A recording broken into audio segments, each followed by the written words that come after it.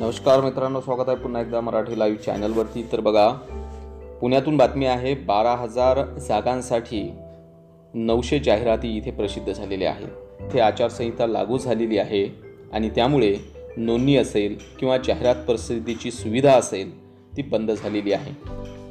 लोकसभा निवडणुकीची आचारसंहिता लागू होण्यापूर्वी राज्य शासनाच्या पवित्र पोर्टलवर शिक्षक भरतीच्या 12,000 जागांसाठी 900 जाहिराती प्रसिद्ध करण्यात आल्या आहेत। उमेदवारांना शाळांचा पसंतीक्रम नोंदवण्यासाठी 2 आठवड्यांची सुविधा जी आहे ती उपलब्ध करून दिली जाणार आहे।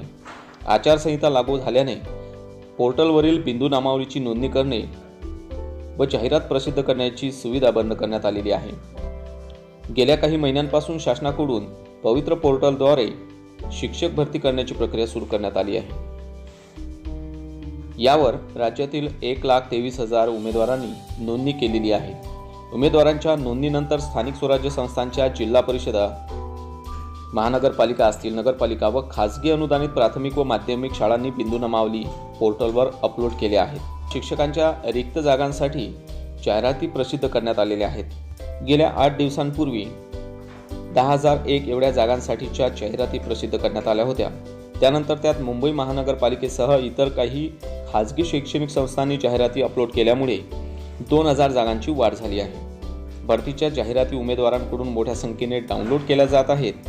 जागांची वाढ झाल्यामुळे उमेदवारांना दिलासा मिळालेला आहे। शिक्षण आयुक्त विशाल सोळंकी यांनी सुरुवातीपासूनच भरती प्रक्रियेसाठी सतत पाठपुरावा केल्यामुळे शिक्षकांच्या जास्तीत जास्त जागा भरण्यातील मार्ग जो आहे तो मोकळा झालेला आहे। तर याबाबत बोलल्या जात आहे की नवीन जे स्वतंत्र सॉफ्टवेअर आहे ते विकसित केले जाणार आहे। तर बघा, पवित्र पोर्टलवर नोंदणी केलेल्या उमेदवारांना प्रोफाईल अपडेट करण्यासाठी पुन्हा एकदा शेवटची संधी देण्यात आली आहे। खुल्या प्रवर्गातील आर्थिकदृष्ट्या दुर्बल घटकातील म्हणजे EWS उमेदवारांना नोंदणी दुरुस्ती करण्यासाठी 18 मार्चपर्यंत त्यांच्या लॉग इनवरच सुविधा उपलब्ध करून देण्यात आलेली आहे। त्यामुळे उमेदवारांना आता मदत कक्षांमध्ये जाण्याची आवश्यकता भासणार नाही। उमेदवारांना जाहिरातीनुसार पसंतीक्रम नोंदवण्यासाठी 2 आठवड्यांनी पोर्टलवर सुविधा उपलब्ध करून देण्यात येणार आहे। उमेदवारांना एकाच वेळी त्यांच्या शैक्षणिक गुणवत्तेनुसार पाहिजे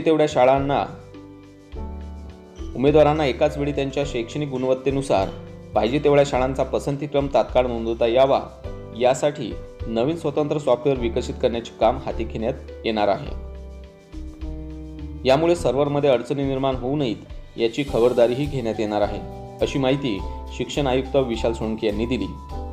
तर बघा, जूनमध्ये होणार शिक्षक रुजू अशा प्रकारचंही सांगितलं जात आहे। उमेदवारांचे मेरिट व पसंतीक्रम यानुसार त्यांच्या निवडीचा अंतिम निकाल लावण्यात येणार आहे। हा निकाल जाहीर करण्यासाठी निवडणूक आयोगाचीही परवानगी घेण्यात येणार आहे। खाजगी शैक्षणिक संस्थांमधील शिक्षकांच्या रिक्त जागा भरताना एका जागेसाठी 10 उमेदवारांना बोलवावे लागणार आहे। एका उमेदवाराला किमान 10 ठिकाणी मुलाखतीसाठी जाता येणार आहे। मुलाखती न घेता मेरिटनुसार उमेदवारांची निवड करण्यासाठीही शासनाकडून काही खाजगी शैक्षणिक संस्था ज्या आहेत त्यांना आवाहन करण्यात येणार आहे, असेही सोळंकी यांनी स्पष्ट केले। येत्या जूनमध्ये सर्वच्या सर्व म्हणजेच 12,001 एवढे नवीन शिक्षक विविध शाळांमध्ये रुजू होतील, असा विश्वासही त्यांनी इथे व्यक्त केलेला दिसतो। तर मित्रांनो, एक चांगली बातमी आहे। थोडासा उशीर होतो आहे, परंतु आपल्याला 12,001 जागा इथे मिळालेल्या आहेत। अगोदर 10,001 जागा होत्या, आता त्या जागांमध्ये वाढ झाली 2,000ची आणि त्यामुळे ही आनंदाची बातमी आपण म्हणू शकू।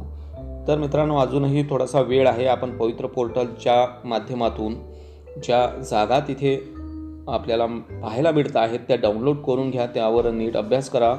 माझा व्हिडिओ आपण बघू शकता की कशाप्रकारे आपल्याला शाळा निवडता येतील। त्याचबरोबर माझा एक अन्य व्हिडिओ आहे की आपल्याला कशाप्रकारे विविध कास्टचे मेरिट पाहता येईल। आपली जी कास्ट आहे त्यानुसार आपल्याला मेरिट लिस्टसुद्धा डाउनलोड करता। आपण माझा यानंतरचा व्हिडिओ जरूर बघा, त्यामध्ये मी तुम्हाला मेरिट लिस्ट देणार आहे। हा व्हिडिओ जर आवडला असेल तर प्लीज लाईक करा, शेअर करा, बाजूला जी घंटी दिसते तिला एकदा प्रेस करा आणि अजूनही माझं चॅनल आपण सबस्क्राईब केलं नसेल तर प्लीज सबस्क्राईब करा। जो मराठी लाईव्हचा लोगो दिसतो आहे त्याला एकदा दाबा, प्रेस करा, माझं चॅनल सबस्क्राईब होऊन जाईल। पुन्हा भेटूया नवीन व्हिडिओमध्ये नवीन माहितीसह। तोपर्यंत जय हिंद, जय महाराष्ट्र।